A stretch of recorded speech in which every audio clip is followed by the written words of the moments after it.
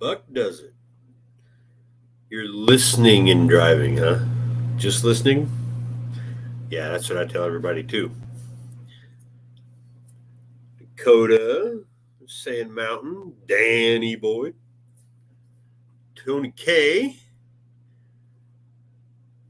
there's Buff. Going through all these. Yeah. I'm tired as hell. Who wants to take over this show? I sure as hell don't want to talk about carburetors. That's a joke. Because I am now having just as much trouble with the Edelbrock that I was having with Holly's. Except I'm not having trouble with Edelbrock carburetor. It's every time I try to call Edelbrock with a question, I'll be on hold for 40 minutes. That ain't going to fly with me either.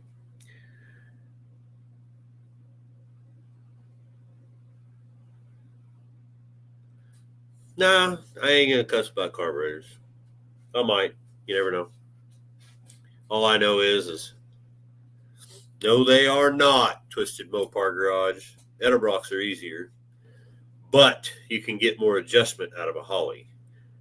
Well, let's just say you can get more adjustment out of an old Holly because the new ones are straight effing garbage, is what they are. I got one out there in the garage. I could probably spritz some damn carb cleaner in. It's been sitting for 20 years. I could probably throw it on a car and it would run perfectly. You'd take a new one out of the box, stick it on there. You might get a couple hours out of it before everything just goes to shit. And then, well, just go ahead and try this new needle and seat. So you put one of their brand new needles and seats. We're talking the Holly ones, not the Amazon, ultra Chinese. It's the good ones. They're garbage right out of the package. I even dropped my pressure down to 3 pounds one time, and it was still floating past it.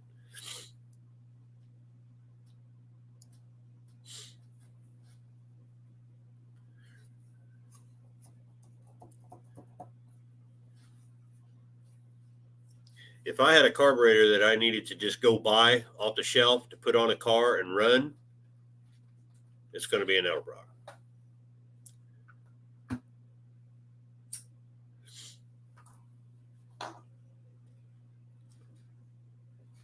Hey, Colleen, again.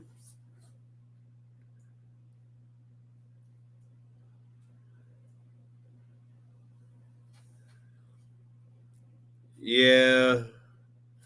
Well, I've been dealing with Hollies since I was. God, my dad had them. We're talking late 70s.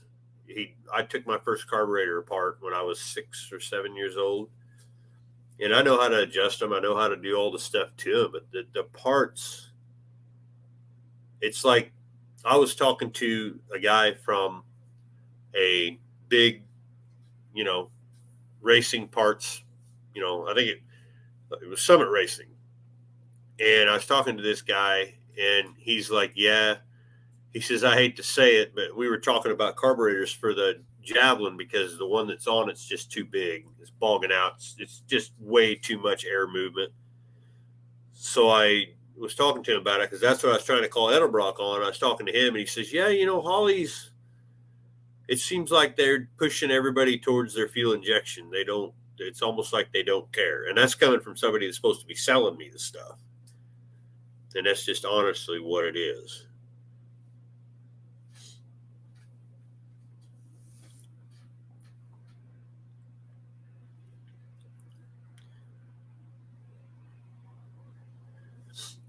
Trying to see what.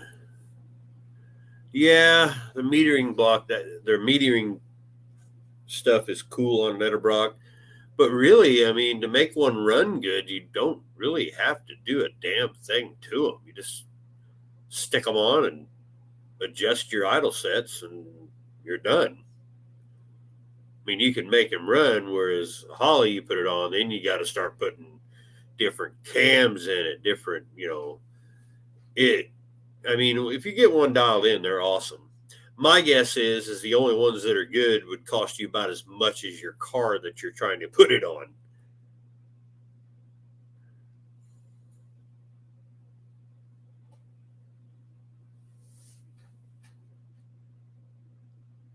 Oh, I love Quadrajets too. I got 2 of them out in the garage.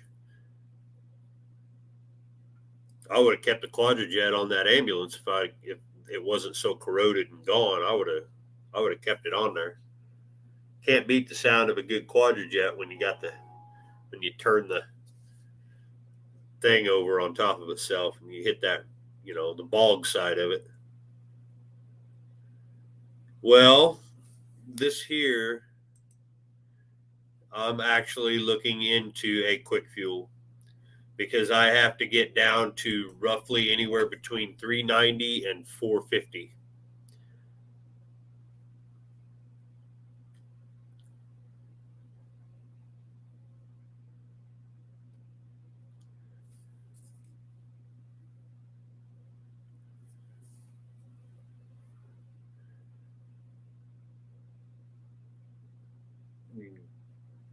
John's exactly right. They're straight garbage, just about anything.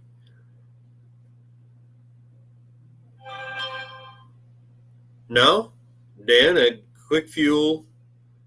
The problem is with when you get into carburetors and you try to go down in CFM, you think that it's less metal, so it would be cheaper. No, a quick fuel 450 is $100 more than an Edelbrock or a Holley 600. Stupidest thing, but that's just how it is. And that's what I need about a 390 to a 450. Those originally had 2 barrels on them. Our Jeep has a 304 and it has a 2 barrel on it, and it's got more pep than this damn brand new engine I just built. So I'm going to bring it down a little bit. It ain't going to happen this week though, because I got rear end issues with that car, like bad ones. So I got to find a rear end for it.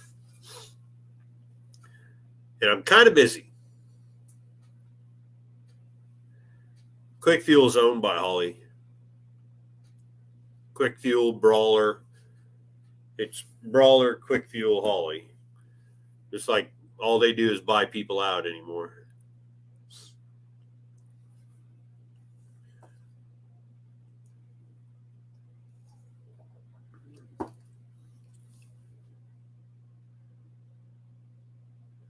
Yeah. Hey, what's up? Family Garage. Yeah, as much as I want to stay with one company, I'm just not going to. I'm just gonna have to get me because I got to get something that works.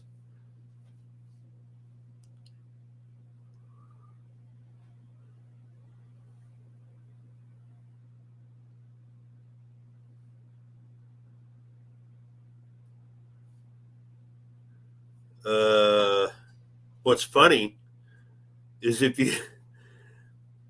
you go to say like O'Reilly's or whatever, and you go to buy the big pack of cams for a Holley, they're made by Edelbrock. They're all made by Edelbrock. Even like they got them up on the wall, the rebuild kits for the 600s, 4150s. They're made by Edelbrock. I can't believe how much a damn kit is for an Edelbrock. God damn, $60 for a carb kit.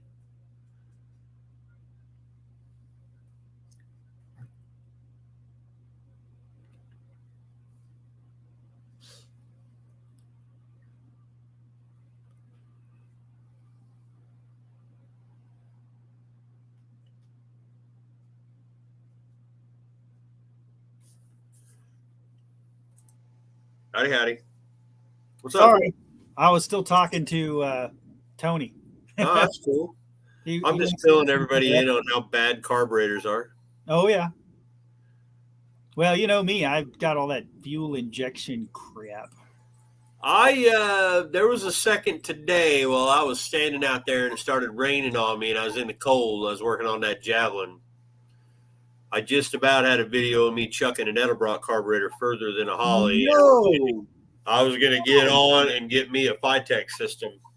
Well, I mean, Well, see, the I'm reason not saying it's better. I'm just saying you turn the key and it goes. I mean, and the reason I looked at the Phytech instead of the Holly is because Phytech has the reservoir pump. So you can buy that kit where it sits here and your factory fuel pump feeds it and then it provides the pressure. nice. So you don't have to run all these damn lines everywhere. Right. And my neighbor down here's put 2 of them in people's cars for him, and they've had nothing but good luck with them. Well, that's nice. So Yeah. that'll maintain your pressure then. Yeah, it maintains the actual pressure you need for the throttle body in it. Nice. Yeah, I've thought I'm considering it because that's not something we're playing with. Like say it's going to happen. We won't get into that. Right. Like my Cutlass, stuff like that. That'd be fun as hell to have something wicked on, but I don't need it. Right. I just leave that old 750 Holly. It's old 750 Holly. And if you can go out there right now, it ain't ran for 3 months. You go out there and pump it about 10 times and just kick her over. She'll fire right off. Yep. And so, yeah, it's definitely I'm not an anti-carb guy. It's just when you have, like, I know my 63 may not shift worth a darn because it doesn't have any fluid in the trans, but you can go make it fire up right now. And I don't want to hear all the LS hate talk. The thing is, it fires right up right now.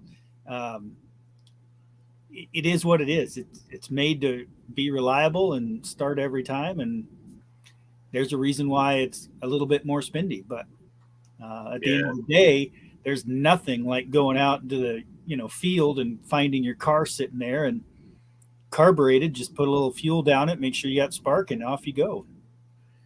Yeah, I'm about to experience. Hunter, you know where the leak is, buddy. You know. Yeah. You know where the leak is, and yes, I know where it's at, but I haven't fixed it, if that's your question. No, I was thinking that I'm going to find out real hard about that this weekend. Yes, but we're not talking about that. I can talk about it a little bit. Oh, okay. I thought we were secret. People have obviously seen that there's something there. And, well, if they're in the club, I mean. Yeah. Well, no, I mean, I even put a picture out of what it is. Yes, I saw that. Just how the hell I come find this crap, but I do, and I'm glad I do. I really didn't need another car, but it is what it is. I'll take it, especially this one. Yep. So I was off yesterday, went and did that, just scope things out. And then today I was off again and it rains like hell. So I really couldn't do nothing. So all day I've been running around, and believe it or not, in less than a day, I found everything I need. Yeah. And it was shipped. I got a hold of every local company I could find and said, I need this. And this was Wednesday night. I need this. All right, Jay, I'll have it for you in the morning. No extra cost. Nice. I got a windshield for $140. Wow, that's cheap. And delivered. It'll be here tomorrow morning. And then I got all 4 tires. They'll be here tomorrow morning. And I got a radiator that I have out in the garage already. I called him at 10 o'clock. He had it to me by 3. So. That's fast. It's, I don't know. Everything seems to be rolling for this. So. Sounds like it's destined. I'm taking the whole family. So. Well, if you guys don't know what he's talking about, I threw out some memberships Feel free to snag Oh, one you up. did. I Thank did. you. Feel free to snag one up, and you'll learn all about the secret that he's talking about. And just so you know, that secret is probably the second rarest car that I'll own. It's pretty. I mean, it's a looker. I got to tell you, it's a good looking It, car. they made less of them than my Mustang. And, of course, the ambulances. Right. that's in a different, It's a they whole only different made 120 of category. those Right. things. That's a specialty vehicle. But Yeah, that's this specially. one This is was a an legit actual rare car. car. But I think you're going to need to borrow my Tappy Tap. Oh, I got plenty of tappy taps. I got come alongs, tappy taps, big ass pipes that I'm gonna have to. It's gonna take some doing. It's not quite Dalton level restore, but it's going to take some hammer throws to get it going again. Well, even Dalton said you're crazy, so it's But bad. it's not as bad as Dalton cars, though. It's The only much thing better is than the Rolled Runner. no, they ain't near as bad as those, but neither one of them got driven home. True. And see, that's just what you have to do, in my opinion. That's like when I got the free Grand Prix, Dalton was like, that isn't even a video worth watching, and I get what he was saying. He was like, it's too new of a car. And I'm like, yeah, but the story's going to tell itself. Now, fast forward, yours is a legit revive and drive. That's a car that I'm going to watch closely. Yeah, Will, that would be a friggin' nightmare. Putting a Coyote in a Ford Ranger. So one of my coworkers has the old square body Ford Ranger, and he has a Coyote Ford engine just sitting there. And I was like, I don't see why you don't make it happen. He goes, well, with time and all this. I'm like, no. You just do it. Just do it. Just weekend off, just do it. And hate yourself later for it. Yeah. Getting everything to fit right. Oh my God. Right. Oh my God. Just hammers and saws. The way those heads sit. Yeah. Your frame. Oh. I don't know. I don't know a lot about Coyote motors. They're too, Gen Z for me. I don't have anything to do with them. The craziest I went was the Gen 3 LS, and I won't go any newer than that. In fact, no longer am I taking cars newer than 1990. So I appreciate all the free stuff. I've got 2 free cars now in the last several months, and I appreciate it. But I'm not taking anything newer than 1990 from now on. It's just too much garbage to deal with. Hunter, that is so 1980s. You want to have fun with that? Find you a Turbo 2.3. Ooh. Find you a Turbo 2.3 setup. Put a bigger whirler on it with a freaking air-to-air cooler and an air cooler and all that stuff. You want to think that'll wake that truck up. You won't be able to hold on to it. Matter of fact, you're probably too young, couldn't handle it anyway. He's been driving that big old honking Pontiac, powerful car, not putting it down, but Right. That's why, Hunter? Because they don't go bad. That's the reason they're such good engines. I seen one of them things all done up, had a chip and a cold air induction put on it. I don't know. I call it a chip. You know what I mean? They put the thing in. Roasted a Corvette in an EcoBoost Mustang. Just blew its stock Corvette, obviously. Right. But still, they're an amazing little engine. I think that's the thing. It's, these little bitty engines got a lot more power. And then, of course, you throw the turbo on them, you tune them up just a bit. And they really it's ridiculous how much you get out of them. Yeah. It wouldn't take much. I still have a good plan for that Olds Omega.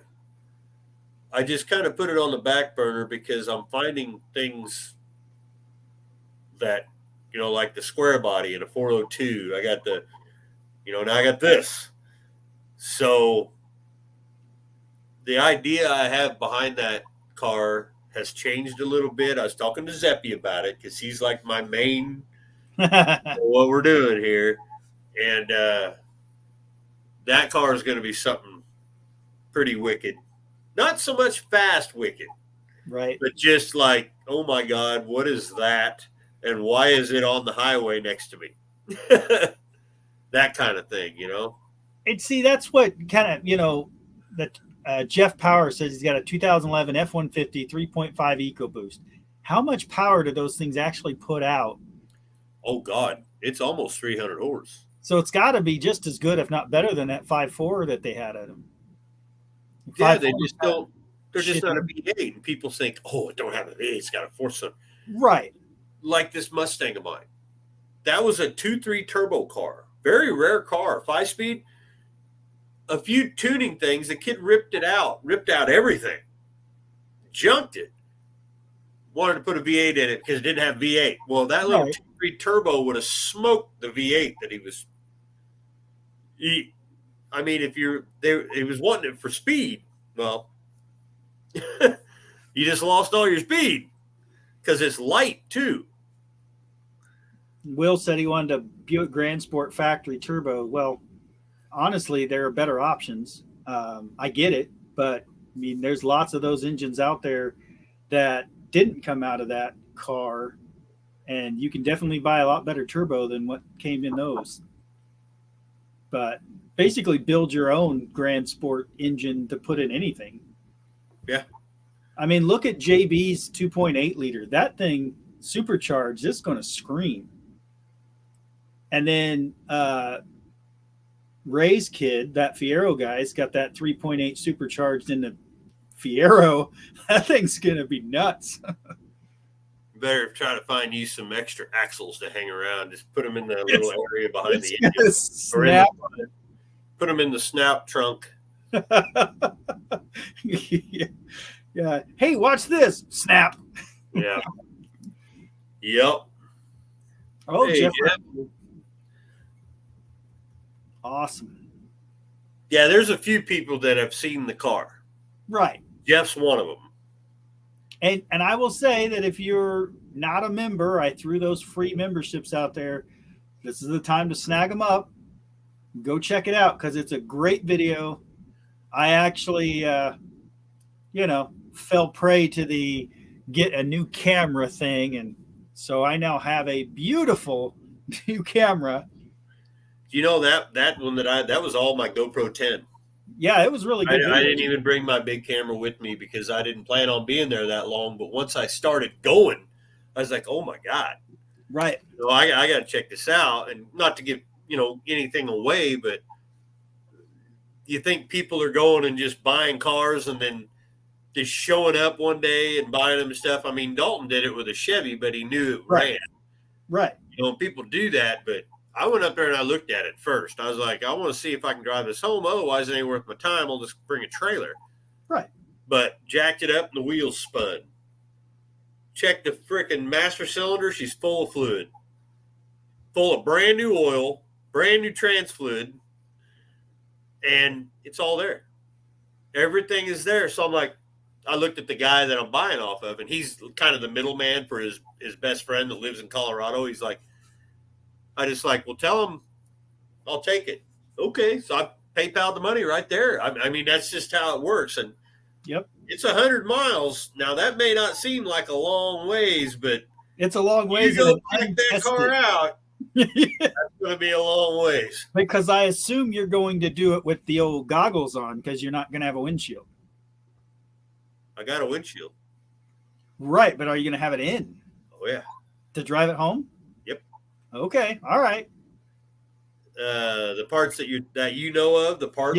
Yeah. I've got a plan for that. Okay. I got a windshield, and I got 2 big bottles of that freaking urethane. I was going to say, garage the freaking window in. Do the Dalton and just load it. Yep. Well, here's the thing. I was already looking for, right away, I'm looking for parts, So I was like, I wonder if I could, oh man, can you imagine if I find a fender? That'd be cool. I'll just get a fender, $1,200. Nah, just hammer it. Just hammer it out. Well, I know, but I was thinking just Right. No, the it makes base sense to model just, of that car. I thought, oh, them got to be everywhere. Nope, yeah. 1 year, 1 year, Yep. and they want $1,200 a piece for them. I'm like, Mm. nope, And that's nope. for new stamping, not old stuff. Yeah, no, that's old. They don't make a new one. Oh, they That's a don't. used fender. Yeah, Oh my nobody lord. makes any metal for this thing except for the floors. If you go to get the Chevrolet, oh, there's tons. But as I said, I got another redheaded stepchild, Yep. and it just happens to be one of the rarest redheaded stepchilds. But that's what makes them fun. Is like my '63. Everybody either loves it or hates it. But the point is, it isn't like the '62, and it isn't like the '64. It is its own thing. And Yeah, so, if my you car. want to find that part, it's not that easy to find. Not only is this car optioned a 1 year only, this car's body lines are a 1 year only. And So you have the more rare engine setup too. yes, So here's what I'm they, saying, guys. If you are not a member, get off your butt. Take the free membership I gave you, but sign up. You need to be watching this evolution because this is not going to be on the regular feed. This is just for the members. And I think that's brilliant, actually.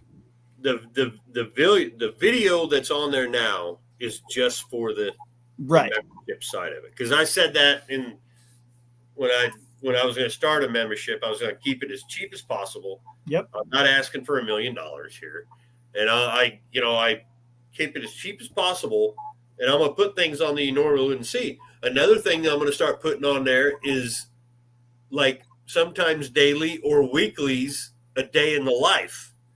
You got to remember, I drive a truck to one of the worst cities in America. Right. And I've got one that I got to get done. And of course, I did it with my phone, so it's taking me longer. But it the main one that I'm making that'll start this weekend that I'm going to make that'll be out in about a week. It'll go on the regular channel. It has to, because that's hopefully will bring people. I think it will bring Right. people to the channel. But I can give you a little thing. I was talking to Dudes with Wrenches just a little while ago, and we were talking to him about that car. And then I said, "Oh, by the way, you can kind of see it. I'm going to try to not show much of the background because there's a gentleman that has a whole bunch of what's the vampire-looking Chevrolets? Oh, yeah. Something like that. He's got about 15 of them out there, and 3 of them are wagons." Okay. It looks like an angry vampire. Yep. Yes. And we're walking past, me and this dude are walking. He didn't know they were there either. I walk and I'm being a shithead. I picked up a tarp and my jaw dropped. 3, not 1, not 2, not half, 3 Chevy 409s. Wow. 3. Orange, just beautiful. And his jaw dropped too. I'm like, oh my God, And he's like, I'm going to ask him about them. I said, good luck. He's got all these sitting in here for 25, 30 years. You ain't touching that. Right. But, that's why I'm not telling anybody where I'm at. I'm not going to say, because right. Everybody in that town knows this spot. Matter of fact, while I was there, some guy drove by, slowed down, and rolled down his window and took a picture of us in the lot. People were walking by. Oh, I didn't realize they were selling those. That kind of shit. Yep. I'm like, oh boy, here we go. And I got to have that car. I got to have both cars. Both. Shit, gave it away. Yep. I got to have both out by March 31st. That's why this is moving so fast, and I don't have time to do nothing. Right. So I walked in the door after I got home and said, Amber, I hope you ain't got nothing planned Saturday, because we're going. You're going. Yep. He's going. Everybody's going. We got to get this thing home. And if it don't, say something happens, say it's got a rod knock and we don't know. Right. Say something's really catastrophic. The guy, the middleman, really nice cat, he actually goes out and finds old cars and sells them, pulls them for people and sells them for people. And he said he just lives down the road about 5-6 miles. So if I can't get out of it, we can just move them over there. It'll cost me a little bit because I won't have a trailer with me. Right. But we'll move them over there, and then I can go back up and get them. But I don't think we're gonna have a problem. I think the thing's gonna. I think that sumbitch, as soon as I hit the fuel to it, I think it's gonna fire off. Besides cleaning the points, I think it's gonna fire right off. I'm not. My normal MO is to go straight to an HEI. Oh, let's check the points, rip it out and chuck it. And then stick an HEI on it. I'm not doing that. I'm actually going to leave this one completely stock because I know it's completely stock, except for the rear end and the exhaust. The rear end's Positrack, and the exhaust is Flowmaster. Old Flowmaster, like way back in the day. So it's going to be interesting. I wasn't ever going to do one of these. I wasn't going to be that guy. Right. I couldn't resist on this one. I was like, man. And I was talking to another YouTuber, bigger one than me, and like lots bigger than me. And he said, you're crazy if you don't drive that thing home. Right. I agree. And not only will it make for good content, but it's going to be fun. Oh, it's definitely going to be a blast. I was calling friends that are, officers of the law, Amber's sister and stuff. And I said, what do you think about me driving a car on the highway 60, 70 mile an hour with no windshield? She's like, you can't drive that home. I said, yes, you can. Yeah, I can. Yeah. And she goes, well, here's the statute. She sends me the statute out of her book.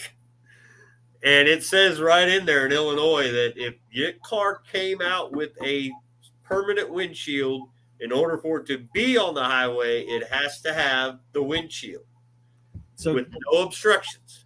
But then the guy Illinois, that is, found me the car. He's a dispatcher, and he says no. It's just like a damn motorcycle. As long as you don't have anything impeding your vision and there's nothing going to fly in your face, all you have to have on is safety glasses. Yep. But then I got the statute on my phone, and I'm like, showed him. I was like, who the hell told you that? But, yeah. But that's how it was in Kansas. Kansas down the highway. You didn't have to have a windshield in Kansas. It's just you should have some type of eye protection. So whether it's a dune buggy, it's a off-road Jeep or motorcycle or whatever it is. Well, see, that's another thing. A dune buggy, that's a Volkswagen Beetle. Mm-hmm. But you don't have to have a windshield in Kansas. No. I don't know about other. I mean, obviously it's in statute there, but in Kansas it's not required. You can pretty much drive on a motorcycle. If you have a windshield on a motorcycle, you don't have to wear glasses. Correct. I feel like as long as Kansas gets their tax money off of it and it's insured, they don't care. Yeah. Well, it's like all my cars. They all got vintage plates on them. I'm not supposed to drive that through the winter. I drive them all winter. Nobody does the damn thing. I just drove that Ranchero to the place, 100 miles away. Nobody said a word. Cops waved at me. One of them stopped to me at a gas station. Was like, "Wow, damn! I ain't seen one of them for a long time." And I don't know. I'm excited, scared to death, and overwhelmed. So because this ain't something that was brought up over a couple weeks or a month. This was literally Wednesday or Tuesday evening is when this happened. So, yeah, I could say that a less challenging revive and drive for me was that 98 Grand Prix. But I will tell you, boarding a bus and going all the way to Texas without a plan on getting back other than the car was definitely nerve-wracking. At least in your case, you've got a plan that it's only 100 miles versus 500, but it's in a car that I don't know how many years it hasn't moved, but it's been a while. So it sounds like a really awesome video, and I can't wait to watch it. I hope so. It's going to take me some doing. I'm still getting used to the whole using 2 or 3 different cameras. Yep. I always try to set up more than one, but looks like I'm editing the video for the install of Javi's engine in the first start. Well, I'm to the point where I need to start using 2 cameras, and of course, I'm an idiot. I rethought and changed my entire editing system and everything on the very week that I'm doing this. Right. But you can see it in my last video, the difference. I agree. In editing software. Yep. I'm actually going to check it out myself because it's number one, it's the cost. I didn't like paying the monthly fee for what I was doing. Either. And if it is, I mean, there's a learning curve with everything, but if it's easier, then I'm definitely going to research and go that route. I'm computer stupid. And I sat down and I come out here where I'm sitting now, and I got these new JBL headphones. I mean, they are noise canceling. You can't hear nothing outside of these headphones. No distractions, And I just went to town, and it took me about 6 hours to do one video. But now I'm just boom, boom, boom, boom, boom, boom, boom, boom. They're just coming out. But now I'm to the point where I got one camera on the top of the Javelin, and then my Lumix coming in from the side. So I got to figure out, how to cut and paste. But the problem is also you can see the difference in the 2 videos. You can see the Lumix and you can see the GoPro. I don't like that very much, but. Right. But that's just it is, I think once everybody understands, for me anyway, I'm trying to reserve, because I don't like my GoPro. It has failed me too many times. I don't trust them anymore. For what they cost, I feel like there's way too much failure to it. But if I've got it as a secondary, like in the car, or if it's, mounted to the windshield or even the side of the car, doing, car footage, that's fine. And the Lumix is going to take the brunt of it. And then there's always the iPhone, which I'm telling you, my iPhone, I still believe shoots better than the GoPro. But the only thing that's nice about the GoPros is the stability. Correct. And like I can be driving down the road, I'll just set the damn thing on the dash and you won't even know it's just sitting on the dash. Yep. And that's where I think the GoPro does a great job of picking up that B-roll and the extra footage that it's nice to have, but it's just the quality, like you said, that Lumix is going to be amazing. Yeah. The Wolfpack's asking, I have, and Buff just got one. Yes, I did. I have a Pontiac. I have a Panasonic Lumix. That makes it that much better because it's a Pontiac. Yeah. It's a Panasonic Lumix G85, and I have a wide angle lens, the standard lens, and the cheapest damn stick-on microphone that you can get off of Amazon or eBay or whatever. And I have, they don't eat the batteries too bad. And then I got 2 GoPros, a 9, a 10, and then my phone. Yeah, that's what it is right there. She's a pretty girl. It's expensive, little son of a bitch. It is. But boy, do they work. Woo. Lumix G85. That's the one that it was Kevin Brown used. I seen him use it on Power Tour. He had it, and then he talked Dalton into getting one, and Dalton talked me into getting one. And Dalton's been pushing me for quite a while to get one, but of course he says spend the money on cars. Well, the last 2 cars I've gotten were free, and this camera I got with a very generous donation, and It's one of those where, yeah, I'd rather take that money and spend it on a car, but I think that the camera is a pretty good investment.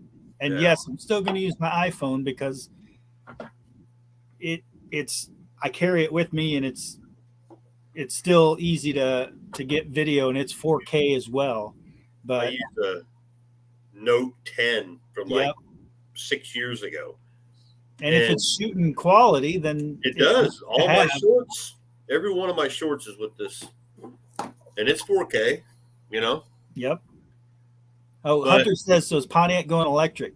yes, I would like they to also see make a Javelin. somebody put an electric motor in a Pontiac, because at that point I can stop getting so much crap for my LS, because I would honestly like to see it, Yeah, just just for somebody to do it. this right here. I have all my plates are extended antique. That's why they don't bother me. Because as long So as you say, if they pull you over, all you got to do is say, going to the parts store. Where are you going? I'm going to get the oil changed. Where are you going? Just a test run after working on it. But around here, nobody cares. right. So in Kansas, if you find an original plate from whatever year the car is, they'll give you a little sticker that you keep in your glove box. I can't, because my glove box has, the trans filler tube. But you keep that little sticker with you, and your plate from, like, for me, it'd be a 1963 Kansas plate. It doesn't even have to be a pristine plate. It'd be rusty and shitty and torn up. But they'll actually tag your vehicle with that original vintage plate, and then they'll just give you a sticker that you carry in your car, and that counts. So I'm on the hunt for a 63 plate, which I'm sure my hidden honey hole has one. He's got plates from every year. I disagree with this. Trans Am is a pony car. It is a Firebird. It is not a muscle car. It is not a sports car. It's a pony car. Yep. My opinion. Sports car would be a Corvette. Sports Yep. car would be the little Pontiac convertible they made here not too far back. With the Solstice? Yeah, the Solstice. That's Yep. a sports car. I've always, just like a Mustang, a Camaro, the Javelin, pony car. Yep. There's a difference. There is. What I'm bringing home, muscle car. Muscle car. Yep. Original muscle car. That's a muscle car. So again, if you're not a member, become one. I don't know if all the free ones were taken, because I put those free ones out there, but nope, Dan. Still a pony car. Don't care. You could put a V12 really Allison in that thing, and it is still a pony car. They're classified as pony cars. Get over it. That's a good discussion too. That'd be a good one. So our guest tonight on Pontiac Power Hour wants to come back and discuss the downfall of the Pontiac purist. And it's not to bash anyone, but this guy shot for Pontiac magazine. So, I mean, he has a lot of this. And he said the big issue he had was he's going to all these drag races. And of course, guys are running Pontiacs, they're running Chevys, they're running all kinds of different engines in their cars. But he would shoot them regardless, because they're a Pontiac car. And what he caught so much crap for working for the magazine was people were saying, well, you can't put that car in the magazine. It's not running a Pontiac block. And anyway, he wants to come back and do another episode with us, just to talk about how the purists are actually the downfall of the Pontiac brand. And I said, we got to really word this just right, and we've got to have the right guests on to debate it, like one of those back and forth type of debates. But he said that was why that magazine basically, it still exists, but it's not well viewed, because they were getting so bogged down by the purists. Right. See, now this is true. The actual term they use is performance car.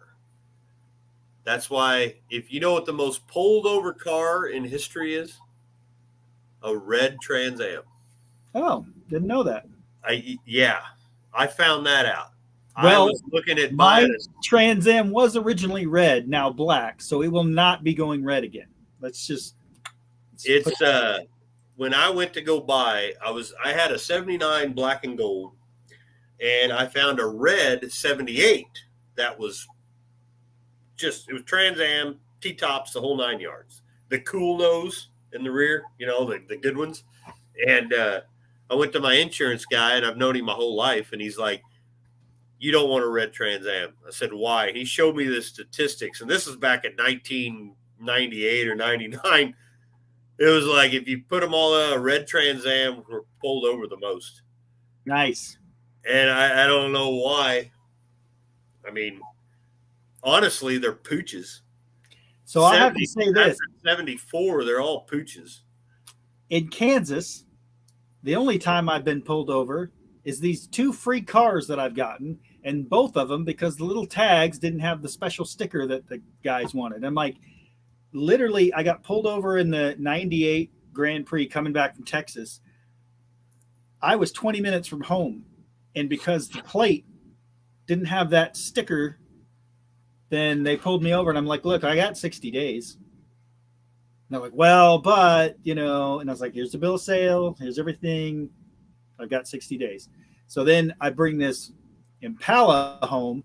I literally had the car in my ownership for less than 2 hours with the bill of sale and everything else, title in hand. And they pulled me over a block from the county courthouse saying, well, you don't have the updated sticker. And I'm like, dude, I just bought the car. I have 60 days. How many wrecks have you had? I have never paid that much for insurance on a car. Ever. I'm paying that right now for all my cars. Yeah, so I pay, I think I pay 100 and something a month. And that's because I've taken them all off full coverage. This here? Yeah, that's been taken over by late model Mustangs. I think they're good now. And Corvettes at the Corvette show. But the late model Mustang doesn't mean you have to be in the car. Sometimes you're standing on the side of the road. Yeah, I think, I don't know, man. They got they're like a dog to a hubcap. Yeah, it's a homing light beacon poles. that says, oh, people, bam. Oh, good, a light pole. So Fox can fix it, says, so muscle car is full size with a big block. No, that's not it at all. You got your A-body cars that, they're a mid-sized car, but then you put the big engine in them, and that's really your muscle car. It's about a power to weight ratio. And I mean, really, some can say that the GTO wasn't the first muscle car if you go back into the 50s, but the reality is most everyone acknowledges that GTO as the first. Well, that was the first one that was coined to be a muscle car. Right. A-body with the 389. That's just what they called it. But if you really look at the power to weight and you go to the 50s, there's a lot of vehicles that had that engine power in a lighter chassis that could have been considered that. But yeah, anyway, we're all going to stick with the GTO. Yeah, you don't have to tell me nothing. I was in an accident in a semi, right? Honest little push. That's all it was a little push. They didn't take off when the light went green, and I couldn't see them under the nose. And I pushed them to the side. Woman got out all hyperventilating. I gave her my last bottle of water. My air didn't work in my semi, and it was 125 degrees. I gave her my last bottle of water. Cops come up, did a whole sobriety test. No harm, no foul. My fault. No injuries. It's on the paper. No injuries. No one's hurt. Everybody got along. They went away. I go to renew my insurance on my semi. My insurance went up $600 a month because without my knowledge, the insurance company went to court with them and settled without my knowledge and raised my insurance. Wow. I said, now, wait a minute. I got the sheet right here. It says no physical, mental damage. Nothing's there. Oh, no, they sued you for mental anguish. I said, sued me. Nobody contacted me. and I fought that. My insurance finally went down. I'm an owner operator. You want to talk an insurance scandal? Right. It is bad, but yeah, that sucks, man. I have not had an accident since that. And that was 2011. You know, I had a guy that went to prison because somebody fell asleep on the opposite side of I-69 up by Valparaiso area up there, Hammond. Like, guy fell asleep, come across the median, hit my buddy's semi head on, and he had all his axles locked up, sliding sideways to get stopped. They gave him a ticket for failure to avoid an accident and a faulty braking system.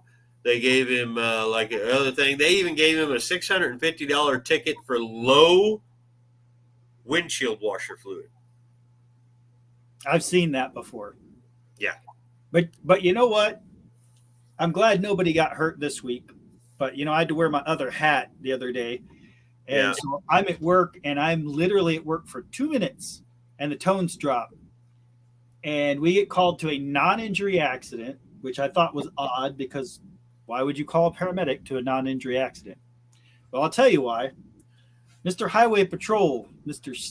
Kansas State Highway Patrol, is driving to do his, morning commute in his Highway Patrol, Durango. And as he's rolling along, he decides, I think I need to reach down and grab a sandwich out of my cooler. This is 7 o'clock in the morning. Well, the lady in front of him decided, oh, this is where I need to stop.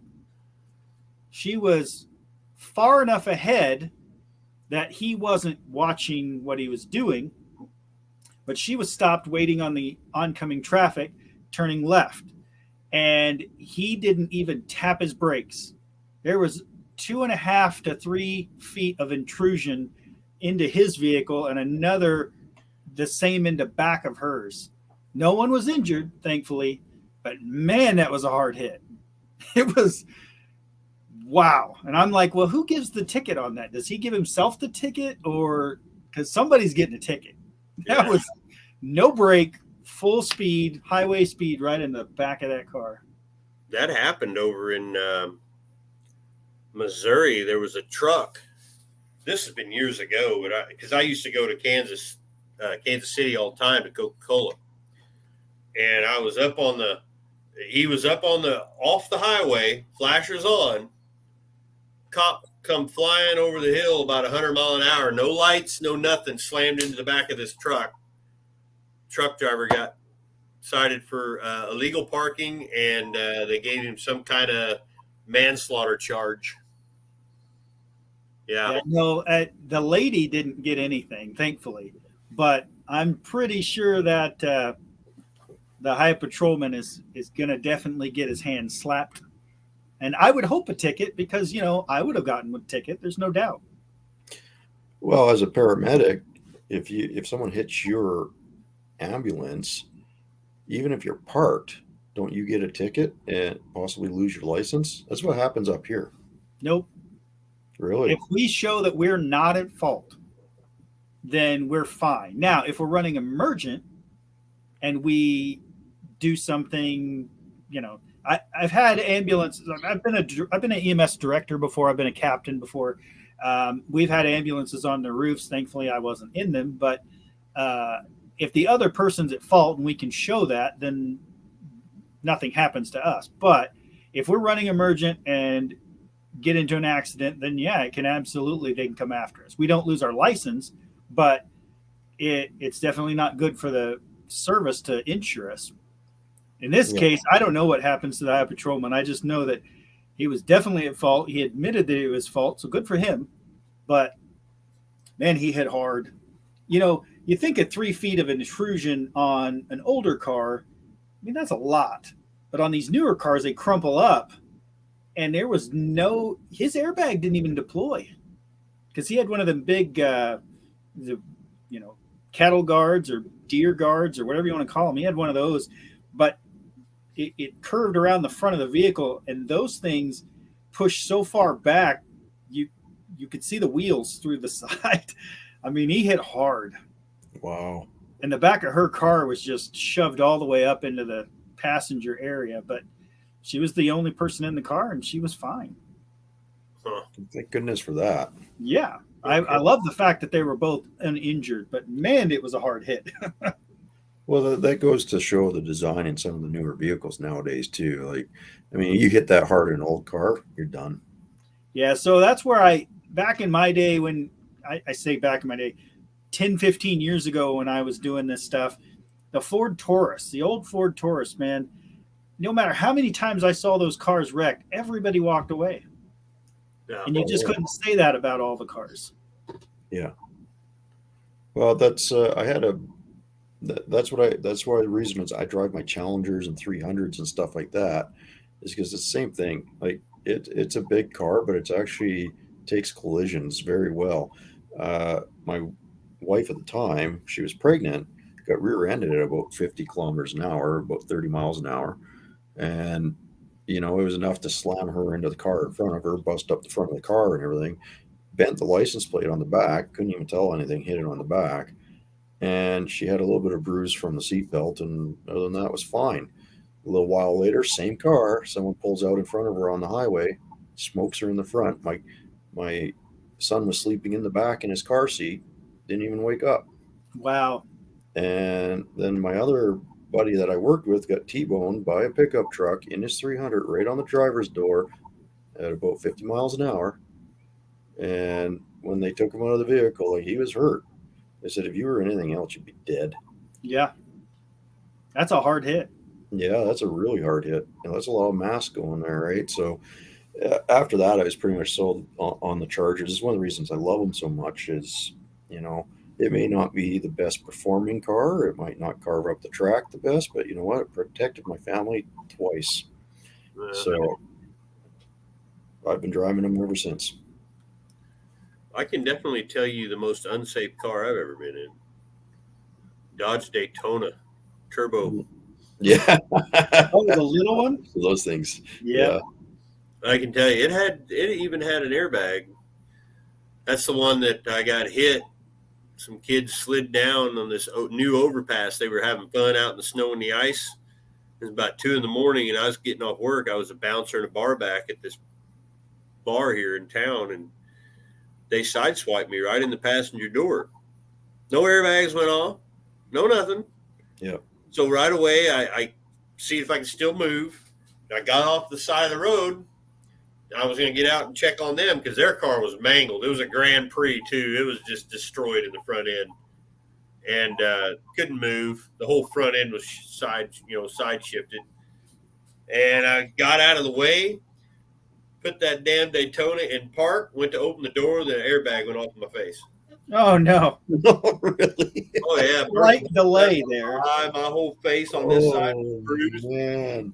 And I was like, are you guys okay? And they're like looking at me like, what the so I get them. They're all 18-year-old kids, 17, 18-year-old kids. I said, well, we can't sit out here. It's cold, snowing. I don't want you guys hanging out in this intersection. Get in the damn Daytona. It moves. We'll head to the police station. Because it was 2 a.m. Yeah. So I'm like, I get to the police station, and my buddy's brother was the guy on duty. He's like, what happened to your face? I was like, you don't want to know, man. Goddamn car. And I told him, he starts laughing. So then they called all their parents, had somebody come get them. Total accident. It was nobody's real fault. They were coming and couldn't stop. It just slid through the damn stoplight. And it wasn't a hard hit, but enough to tear up a car. And then I had to leave. And, he said, just go home, Jay. Okay. So I hop in that car. And where I lived, you could either actually go right here where I live to get around to the woods, or you had to go down and there's this great big hill, like big hill.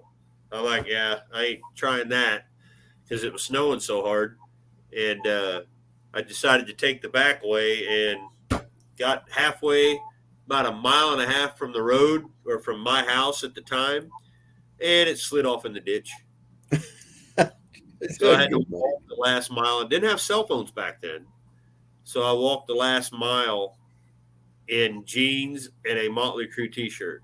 Oh gosh. At Just, least you were styling. walked in the door and immediately started getting screamed at by the wife. Where you been? Blah, blah, blah, blah, blah. And I'm sitting there. And then it was like, Nada, are you okay? You wrecked my car. Why are the kids wrecked the car?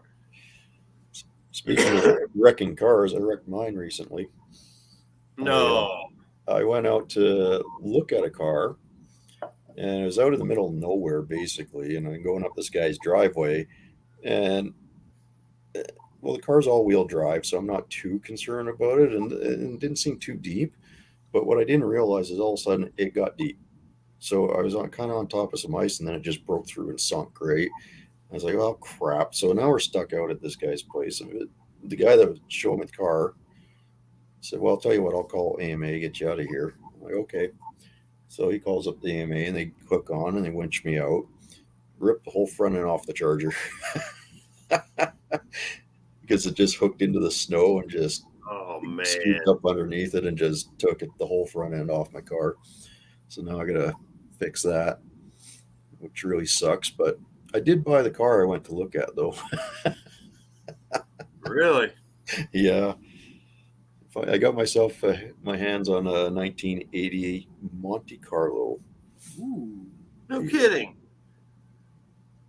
Now is that still a G body? It's a G body. Oh damn. The body's in really nice shape. It's got a little bit of rear frame rot, but I think I can fix that. Yeah, anymore around here, those have all been turned into circle track cars. Yeah. Every one of them. Yeah, no, it's in pretty good shape. So I'm looking forward to when the snow clears out, taking my truck out there, picking it up, and bringing it home. Need some engine work and stuff like that, but it don't matter. I got it cheap enough. It's been wanting one of those Jeep bodies again for a while. Yeah. Those were just so popular when I was in high school. Well, ideally, I'd like a Grand Prix, but I'm not gonna fuss too much. It's so hard to get a G body for a decent price nowadays. Yep. 78, Dan. Yeah. 78 was first year of the G body. Yeah. Right. But it wasn't technically the G body until Right. Yep, that's right. We talked about that on our show. We did, didn't we? Well, you talked about it. Right. I remember right. that. And then there's the SS and the Aero Coupe.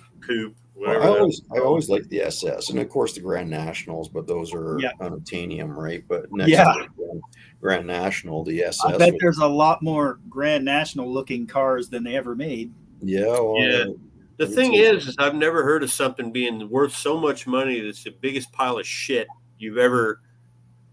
I worked on them.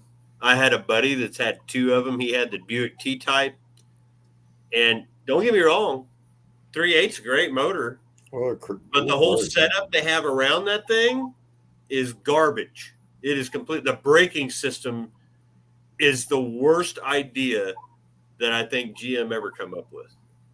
It's got that Hydro Boost on a friggin' car. Yep. And it fails constantly. Well, you say that, but I'm going to be putting a Hydro Boost on my Trans Am, so. Yeah, but I guarantee it ain't going to be that old crappy stuff. No, it's out of a modern truck, more of a modern truck. So, because that Trans Am, it's an 88 Trans Am with a 6-liter and a 4L80 transmission, and well, let's just say it might be potentially having other upgrades to it in the future, so it's going to need the Hydro Boost. Who asked? Danny Boyd asked, was 81? No, 82 was the first G body. Yeah. The 79 to 81 was not considered G body, even though they're the same thing. They're a G body. Yeah. That's like that. It's crazy about the old Novas, the second gen Nova, and like my Omega. Yep. They considered the 70 whatever it was X bodies, and then they consider mine an X body, but they're not even remotely the same. Yeah. Totally different. But when I think X body, I think of yours. Yeah. But I don't know. I just think of Nova. Like it's a Nova platform. Right. Is what we always call it, you know. Nova, Well, Buick, Olds. Yeah. see, we had the Acadia up here, Acadian, and I like that a lot more than the Nova. I think they're, especially like the 66 Acadian, it's a Nova, but it's a Pontiac, and it just looks better in my opinion. You guys and the Australians got all the cool stuff. Yeah. I don't know about all the cool stuff. See, I prefer the Pontiacs. Like now, the one car that you didn't get that we got was the Beaumont, and those things are awesome. Like they are just gorgeous cars. The Parisienne, it's just a Bonneville without the Pontiac. I don't get me wrong, I still love the car, but I'd rather have the Bonneville with the Pontiac engine and stuff like that. But I'm very happy to still have the Parisienne. It's a Chevy, right? Yeah. Oh man, Chucky's here. Yes. Oh, is he? He left our Buick Pontiac Olds and went to a Crown Vic. So I mean, oh, and Blake's here too. Oh man. Uh-oh. Heathen's a symbol.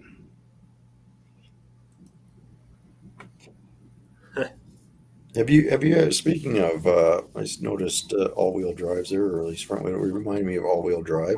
How's your progress coming, Buff? The same as the last video I made about it. The problem is we're not in this perfect Canadian winter. We have this Kansas Midwest stuff where, hey, I'm at work and it's 65 degrees and beautiful out. And then I come home to snow on my vehicle because for whatever reason, 60 degrees has to become 30 degrees and snow the next day. You know what? I gladly take that right now. And we've had basically rain for the last several days, thunderstorms, all that. So, yeah, I haven't touched it. And it's an issue that I'm going to address, but I'm waiting on this weather to creep up and stay and not jump from, hey, it's 30 degrees and now it's 105.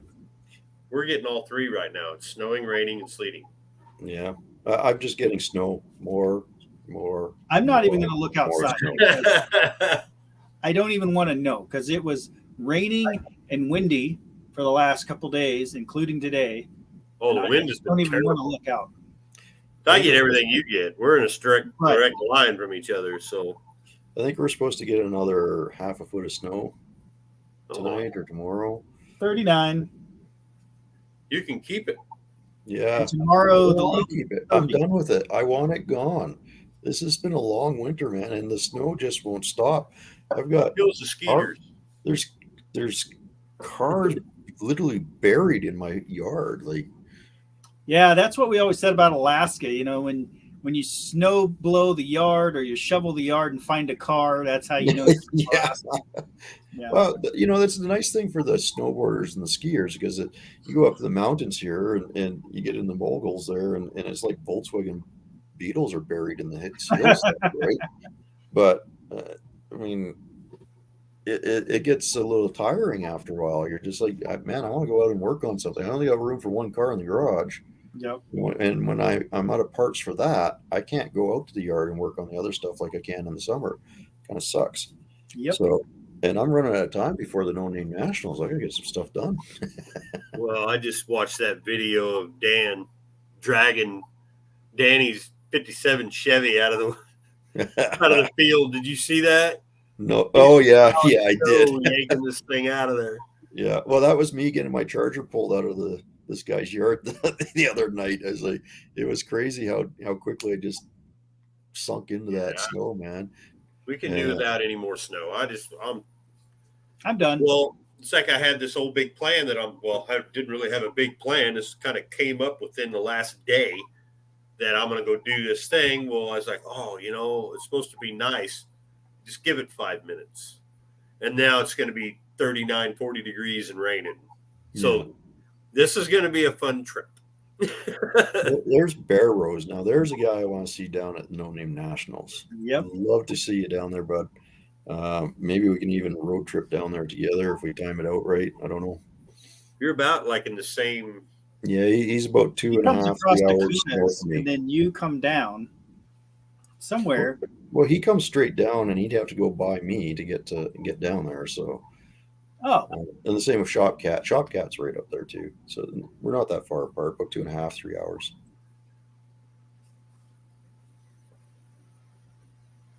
I was reading. mm-hmm. Yeah, my whole thing with No Name Nationals is now. I sat there at the very beginning when they announced the date. Yep, nope, I'm all set. It's just going to be the Javelin and the square body. 2 vehicles, but easy to go. No, because as soon as everybody sees this, they're going to want to see it. Oh, So, sorry, Bear Road. Yeah, that's Wild Rose. You're right. He's an eye. And say Bear Rose is over in Idaho, so he'll Yeah. come across, but it'll. Well, I still want to see you down there. You got to meet him somewhere. Come through Yeah. Montana or something. Yeah. Yeah, he's down below you in Idaho. Now Dakota's got an interest. Gator guys.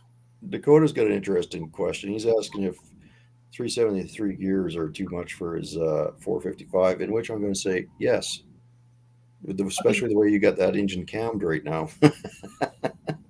Where did he put the cam up? Hey, Oh. yeah, No. No. He yeah. Nope. God, why so small, Dakota? If you got 455, give her some lift. Yeah, but those Pontiacs don't rev, man.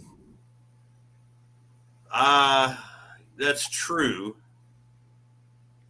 But hell, at least go with the Summit cam. What is that? It's like I thought he had a bigger cam than that, though. Maybe I was. It's not. I'm confused now.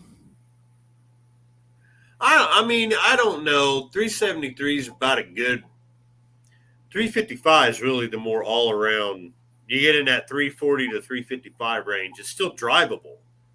Like I got 373s in that damn Malibu, and you're going down the road, Yeah, exactly. But and you're exactly right, Dakota. If you're not revving over 5,500, you don't need a cam as that. And yeah, exactly. I put enough rods through the side of a Pontiac that I know what happens. Yeah.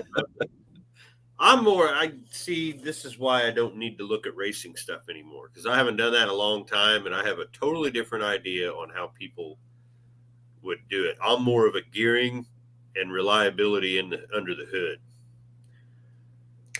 Yeah, but 2 hacks, you're a whole different ball game, buddy. Yeah, that thing's. Yeah. Back in the day when I was, in high school, street racing, all that shit, we did it on uneven roads and, the flag and the flashlight, not this crap you see on TV now. It was, and everybody got to the end and had a beer. Yeah, that's just the way it was. Nobody cared. But whenever I go to the track, I'd get hounded pretty good because I had at that time, I had a perfect 8-second, eighth of a mile car. Every time. 8 seconds. Every single time with a 5-speed. And boy, it really irked the chain because everybody'd have these great, big, huge, mostly Dodge, big block Mopars. And they were all worried about, to show off their car. But I'd always walk out with the money because I'm just perfect time, Yeah. Hit the 8 second, just running the my brain. I'm tired. Just whatever you call it, bracket racing. Yep. And I didn't even know what the hell it was back then. I just went out to have fun. I literally drove the car there and jacked it up and changed tires. Yep. That's it. Okay, there's the cam I was talking about. What's that? Yeah. Dakota put up his other cam. That's the one I was talking about. Oh, yeah. Yeah, there you go. It's like with that gearing and in that Pontiac, dude, you're never going to be in your power band. You'll be there for like 500 RPM, and then you're done. You got to switch gears. Yeah, that's actually mine in my 455 olds is a 510 lift 268.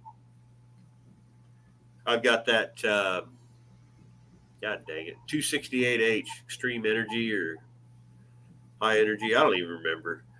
I'll have to go out there and find the cam card. It's in there somewhere. But Yeah.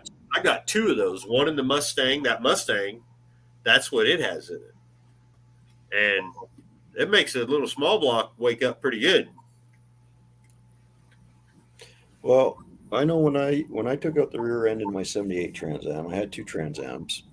I had the '78 with the 400 4-speed in it. It's the Borg Warner Super T10 with 343 gears, 342.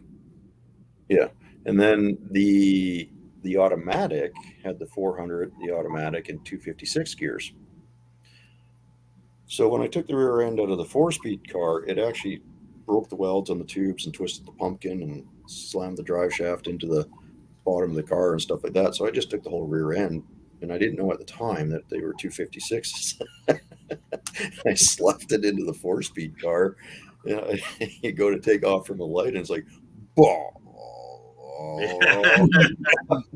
But man, would that thing fly on the highway? A little too much, actually. It was scary because that thing would start to float a little bit. I'm like, oh, I'm putting those 342s back in, and I love those gears. Like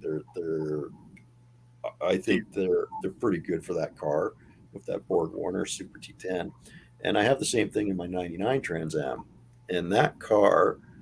Like I love my '78 Trans Am. Don't get me wrong; that thing's pure torque and power, and it's just raw, unadulterated jam, right? But Yeah, that '99 Trans Am, when I got into that thing, it's so refined and it's always in the power band. I mean, you got a 6-speed transmission, and it just constantly you're in that power band, and it just pulls and pulls. I used to break rubber loose on the highway in fourth gear in that thing. Like, it's an impressive car. And I love my low end torque in the Pontiacs, but yeah, when I got that '99, it was the LS1 sold me. It was a great engine with that transmission, the T56. It was it was quite the combination. I've always looking at Dan's thing. I've always never went higher than a 355 on my drivers. I've done 373s, kind of my in my trucks and stuff like that. I like a 373 in my truck if it has an overdrive transmission. Yeah, But yeah, if I don't have an overdrive transmission, I won't go higher than a 342 typically. my my neighbor down here just pulled this full size '80 Chevy Suburban 2-wheel drive. Had a 305 with a 700 R4 in it. He Yeah. bought this thing for like $800. Had a bad rear end. Well, he pulled that 305 and that 700 R4 out. And I said, "What are you gonna do with that?" He goes, "I don't know. It is the poochiest damn engine you've ever seen." I said, "I got somewhere to put it." He goes, "Where?" I said, "I got a Dodge D100. I'm gonna stick that thing in." He may give it to me because it ain't no good. Still run, but Well, gearing's a wonderful thing, man. I I had I think it was my Dodge Ram, my 3/4 ton truck, and I had this guy in a crotch rocket that's kind of ticking me off in the city. So we both got at the front of the lights, and I knew the next light was really it's probably going to change, and it was a very short distance in front of me. So I popped in neutral, threw it in low range. You should have seen the look on his face when that Dodge truck took off faster than he did. No, I revved out right away, but it was all four tires just light up and go over.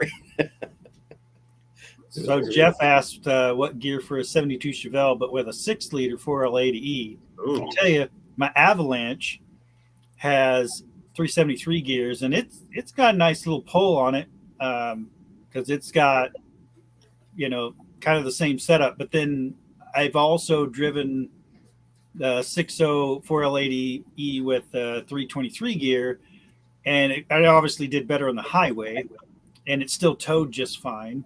I don't know how it's going to pull, on a track or anything, but 373 and the Avi has nice little pep and get up and go in the big truck. So that's your answer right there. Is what are you doing with it? right. You want a quarter-mile track car? You want an eighth-mile track car? You want a highway cruiser? Right. The 323 gear was great for the big suburban highway cruising, got the whole family in there. A little bit of gas mileage for a heavy vehicle. But that Avi, I actually towed with it, which obviously was its demise. But at the same time, that 373 gear was nice because it pulled really, really well. It just didn't like all the weight.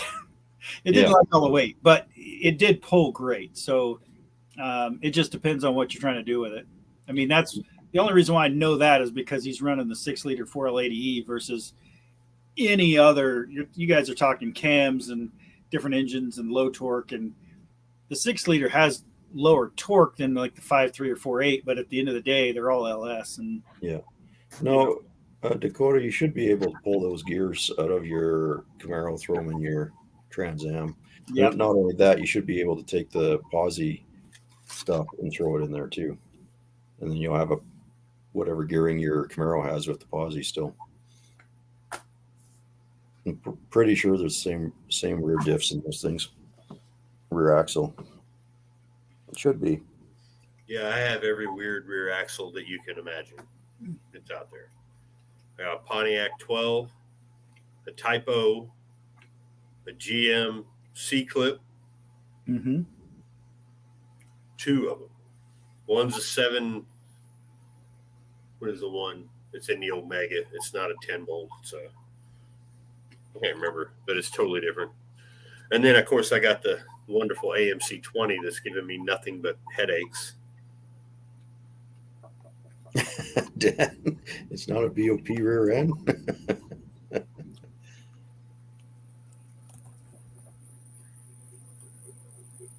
That's the worst part about the Type O. That's the reason my Oldsmobile is a one-wheel peel steel. Oh.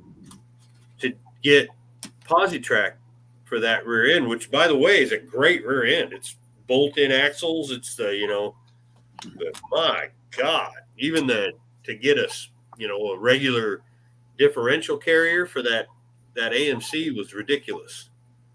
It's like almost 800. I mean, you can get the cheapie, but then you're just adding more problems.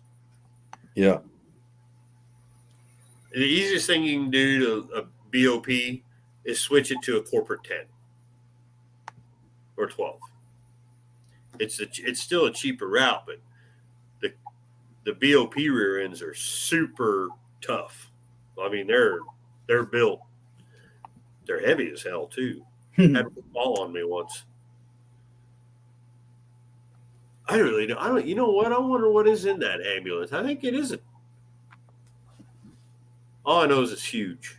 There should be a 12-bolt in that ambulance, I'm thinking. I think it is. Yeah. Yeah, it's going to be a beefy one in that one. It's a 400 car. It's old enough. It should have a pretty beefy rear diff in it. Yeah. I never have opened it. I've never even checked the fluid in it. Oh, she ain't whining. Why you got that? Yeah, she ain't whining. Leave it alone. It's working. It ain't leaking. It's working. Leave it alone. Yeah. Ain't got no leaky axles, no nothing. So maybe it's just out of fluid. Yeah, there you go. Very possible. I ain't driving it. Here in about 3 weeks, it'll be driven. Yeah. Daily. I got to get her a backup camera yet and a beeper. The beep, beep, beep, because she can't see over the dash. She sat in it the other day. Get her a booster seat. Did you get a rear window for it? No. Oh, okay. No. I know a place that can probably help me get one, but they all hate me. Okay. Because I'm not restoring that and putting it in a museum or in a garage, poking its nose out of the garage once in a while. They keep asking me, "Are you going to restore that? You put it in it?" No, we're going to drive the shit out of it. I don't give a damn if it was an ambulance or a hearse. It's going to be driven. Yep. Well, you can always throw a piece of Lexan or something in there in the time being, right? Do what? You can always throw, can cut out a piece of Lexan or something for That's the time my being. my window guy said that he could make something to fit it because it's all there. You can actually just take the bolts out and that pops out and you can fit it in the seal, put it back in, and just bolt it back down. So it's not like fitted in there perfect. It just sits in a seal and sticks in. Yeah. Yeah. So all be open to Chevy had their own 10. That's my Type O is a 12 bolt. Type O is a 12 bolt, but the guts are like it's more like a 10 bolt Chevy, but its guts are more like a 12 bolt too. And it's got bolt-in axles. So mine's better. Now I just need to put a mini spool in it and be done with it. Because I hate one wheel peeling it. If you get it going fast, there's enough torque in that 455 and it'll get the wheels spinning. Well, both will start going, but it ain't the same. It's got to hit it and then it raises up and starts sliding sideways. That's what makes it fun. Yeah. Well, there's something to be said about the open diffs too, because I remember taking my Trans Am on the highway one time and I was being lazy and I wasn't really paying attention to the weather conditions. And this is where the posi bites you. And we got into some rain, but it was like kind of cold and misty and stuff like that. So it put that little bit of frost on the ground, that little bit of ice, and the posi, I had the cruise on it, slipped a little bit, and it did the little wiggle like that. And I thought I was okay. I just tapped the brake, knocked it off. Well, next thing I know, the car's snapping around, and then I'm going down into the median. See the minivans on the other side of the highway moving over because I'm about to come flying up on their side and wipe them all out. I'm gearing down, I'm driving, I'm steering, and finally got the car straightened out, back up onto my side of the road, and pulled over about 10 miles later and cleaned up my shorts. So it was and you'd think I'd learn not to use cruise in slippery conditions, but no, it took me two more.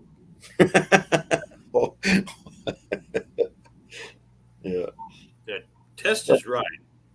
The Type O is technically a 10 bolt, but it has the same guts sizes. Not the same. They are not the same, but it has the exact kind of same sizes of your pinion and ring gear as a 12 as a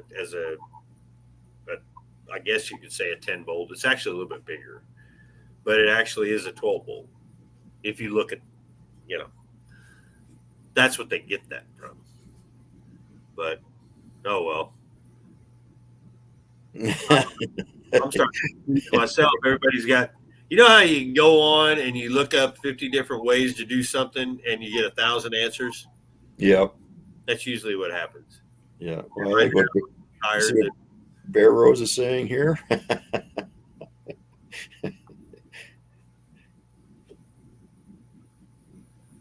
Try turning that ambulance around once you get a posi in it. You're going to need all 40. Yeah. Might as well be a 6-wheeler. Yeah.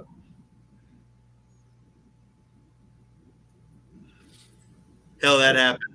That was going on with this Javelin before I finally fixed it. Well, I fixed it and it's still junk. But the lunchbox locker had blown apart. Well, it just completely locked. So whenever you were going around a corner or backing up, it sounded like a dog barking. Yeah. Well, I remember my 92 GMC truck. 350, 700 R4, 373 gears. And that thing was a nightmare to drive in winter because it's just a two-wheel drive truck, light on the back and stuff like that. So I got tired after a while and I went to the pick your own part yard and I found something with a posi in it. I grabbed that, pulled it out, I threw it in that truck.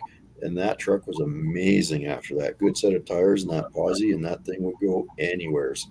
It's impressive the difference it made. the Javelin, interesting thing, I was trying to figure out the gear ratio because I never looked. I never had time. So when I had it apart, I was looking at it. It's 315. Hmm.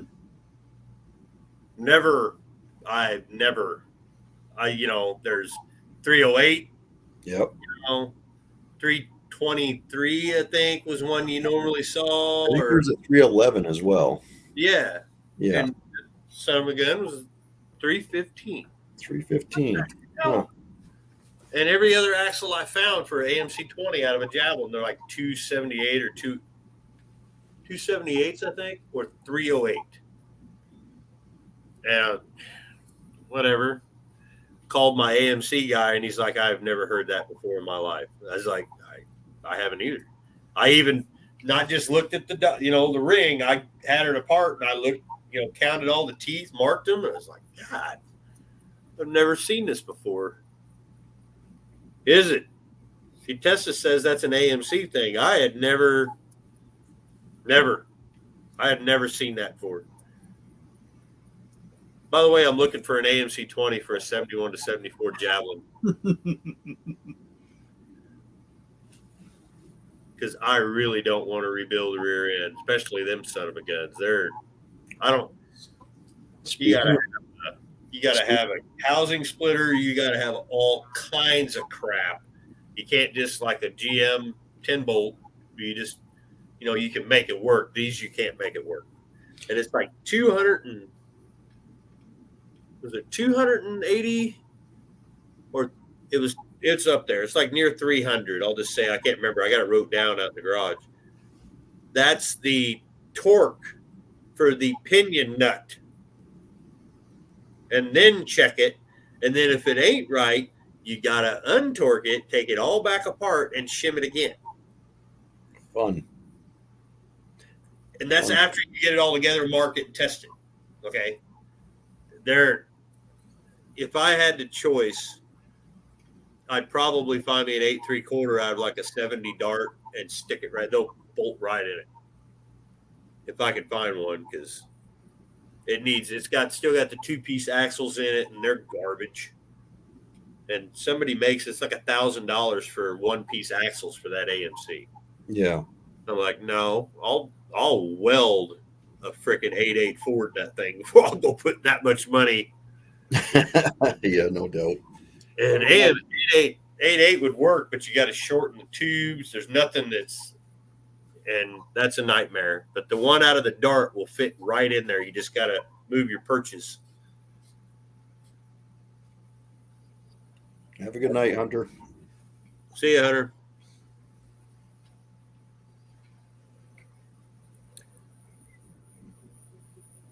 Yeah, I've already got. We'll let that cat out of the bag. I've got 4 Javelins. I was going to ask you, did you get them? I just got to get them. Oh, okay. Yeah. They're mine whenever I can get up there. And they've all got rear ends under. Nice. So I can just go up because I discovered today also, I got underneath there when I was checking that rear end. I had it in park. I take the back wheel and I'm sitting underneath it and I'm taking the back wheel, go like this. The springs were going. Yeah. Yeah. So I got to put new springs on it too. It's they literally the rear end would move and the springs would go like this. That's good. Like, yeah. Just do what Ray does. Throw a football in it. I wish. Take me a piece of That was a steel good trick. and it to sit underneath that because it's the leaf spring. You just put it up underneath there and weld it tight. Yeah. It is a good trick, and I heard of it used years ago, so it's good that he remembered that and got him home anyways. Oh, the football? Yeah. Oh, yeah. My dad did that to his old he had it was Mom's, what the hell was that thing? A Buick? No, it was an Oldsmobile 98. And it had a stacked spring. Yeah, we're talking 70s, like 150 foot long. Well, I remember the Olds Delta 88. I can't remember what the 98 looked like though. Basically the same. Same Yeah. thing. Yeah. It is big old canary yellow looking thing. Took it all the way to Florida, and I was literally in the speaker in the I'm back dash. picturing Evil Dead in my mind right now. What's that? I'm picturing Evil Dead in my mind right now. Is that It's exactly the Yeah. same thing. Which is crazy because when he mentioned the car, I'm thinking it's got to be that yellow tan color, that ugly Yeah. color. It's the same color as my Cutlass. Yep. Exact same color. And it was my mom, my dad, my two sisters, and me all in this car. Full bench seat in the front, full bench seat in the back. And I had room to sleep on the floor. You could sleep anywhere, all three of us in the back seat. And I would get up in the back dash and sit Yep. back there and read or I do totally whatever. remember doing that in some of the cars back when I was a kid. You just lay right out in the back of the car. The other one that was fun is when you had the trucks with the campers on them. Yeah. You had the slide through window, and Yep. you'd sit there and you'd be up in the upper bunk, looking out the front window, watching Dad drive the truck down the road, count how many times he go over the center line because he's nodding off. Always get in trouble with the truckers because I'd be in the back and I'd be looking. We're doing one of these. They go, well, we did that too. But then you'd flip them off or something. It's horrible, but they never got mad. They just more, and Dad be like, God damn it, Jay. You don't get that much anymore because all the kids are doing this. Yeah. We used to play Slug Bug. Yep. Count the license I plate game. Spy. Yeah, I Spy, license plate game. All sorts of fun stuff when you're on the road trips. All of which I've taught my kids. Really? I had to modify it because how often do you actually say bug anymore? So we now play the Slug Tesla. If you see a Tesla, you get a nice punch in the shoulder. I suppose, yeah. Because we see Tesla more than we see bugs. This is true. We're on the side of the road with the hood open. I don't know what that's all about. It's got the generator hooked up, Good night, buddy. Yeah, trying to recharge it so you can get home. Yeah. I seen one the other day. This old boy had his electric car and he had wired in an alternator and hooked it out. He put a thing on his rear wheel and hooked an alternator out there. See, that's something I have never understood. You got an electric vehicle. Everybody knows that a gas vehicle, the battery runs the ignition and everything in it, and it's charged by the alternator. Mm-hmm. If the alternator wasn't there, the battery goes dead, the car don't run. So technically, it is a electrically driven air pump. So if you have a Tesla or electric vehicle, why wouldn't you make it that something in the goddamn wheel charges the battery? Well, that's what they used to do with those hybrids. Yeah, the regenerative braking. Yep. The thing is that if you think that they would put all this money into building an electric car for green energy, what's more green than a self-charging car? Well, there's all sorts of things. Because you don't have to pay to plug it in.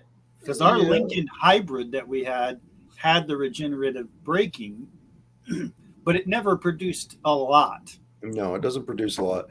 Well, otherwise you're going to get perpetual motion. Right. You're going to have diminutive returns. But there are ways, like if you think about it, there's so much energy that you could harness technically. Like let's say you could somehow develop some type of skin on the car and the windows and everything else, turn them into some type of solar panels, right? Yeah. They've been doing that forever. And then, you could potentially have some type of ram air turbines. So you got a fan that gets driven by the airflow over the car that turns a generator. And then you could also have even static electricity. You could take advantage of the laminar airflow on the vehicle, creating a static charge. You could take advantage of kinetic energy with like the shocks and stuff.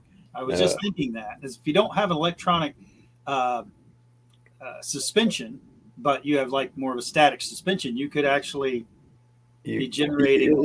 There's all the potential, but the problem with all this stuff is to get that little bit of power, you still have to put the money and you have to put the resources into it, which means more wiring, which means more weight, which means et cetera, et cetera, et cetera, et cetera, right? It becomes less and less efficient as you add some of this stuff, unless you develop some solid state stuff to do it correctly. Now, I've thought about all this in concept. How do you make an EV or vehicle more practical? The simple fact that the matter is we're just not there with EVs, and I don't personally have a huge problem with the EV itself. What I have a problem with is the promotion of the EV, the political and the advertisement of what it's supposed to be, that it just isn't. It isn't Correct. better for the environment. I mean, Correct. just in the processing alone, but then you add in somebody did a article, I don't know, a week or so ago, and he mapped out all the stops he had because he had the new Ford Lightning and he was towing. It took him like 28 stops to go 3 states. Yeah. And it took him so many days to get there versus, any of us would have just stopped at the gas station, filled up, and went on our way. Yeah, exactly. Yeah. And it just proves the point that we are not where we need to be pushing these vehicles. They're neat. They're very neat, but they're not what they need to be. I upset people when I say I got nothing against EVs. Absolutely nothing. Just another form of, they hated cars when they first came out. Henry Ford, oh my God. Yeah. This thing is, ungodly. You're making energy without, that's God's will. You can't be making, all that crap when they were, going to electrify the entire United States, and they, it's just the same thing. They're going to happen. And whether y'all don't want them or not, they're going to happen. So it's like, I don't like the political side of it where this is the way, this is how we're doing it, this is what's going to happen. No, what you're going to do is you're going to cause everyone to be stuck at home. Yep. Is what you're going to have. And I'm not going to get too political, but maybe that's a motivation behind all this. But, I don't mind government providing incentives and stuff like that to advance technology, but I do not think they should be involved in mandating the technology. Yeah. Yep. California. Yep. Where they can control your heat and air. That's that's getting into a whole new level. Just go ahead and break off and just go that way. Just go out further into the Pacific. Leave us alone. Like Chicago, just kind of and go off into Lake Michigan. You just leave us alone. But I'm not against EV, but some of the stuff they're trying to throw in is too fast. I think that, I think they're a neat concept, but the EV in one form or another has been around for so long. Like, even if you go to a golf course, they've had electric golf carts for forever. And it's more, how do you use it? What do you use it for? But it's not a one-stop solution for everyone in every country. Like in Europe or China or something, they might be great because you get a very densely packed population. But for that, you have high-speed rail. And you got, you have all sorts of not even an option. But you have very short commuting distance, and you have a lot of charging points accessible. In North America, it doesn't make the same sense because you got extreme weather variations. You got large distance. Hey, you ever driven through Wyoming? Good freaking luck. And the worst part is all of these charging stations they're putting out there, they're not all cross compatible. No. And so, like, the Teslas don't plug into the Hummers that don't plug into the Ionic or whatever it is. They're not all user friendly. No, I think that's to me the biggest issue is, like, if you're going to put in the charging stations, they need to all be compatible with each other. I mean, I don't need the iPhone cord to plug into my, my Note or Yeah. whatever that thing is, my Android phone. They should all plug in, and it shouldn't be proprietary. Well, and I don't even want to get started on some of the safety issues involved in these things. Like long-term studies on the electromagnetic radiation that's coming out of these things. I mean, you're driving around in a Faraday cage essentially.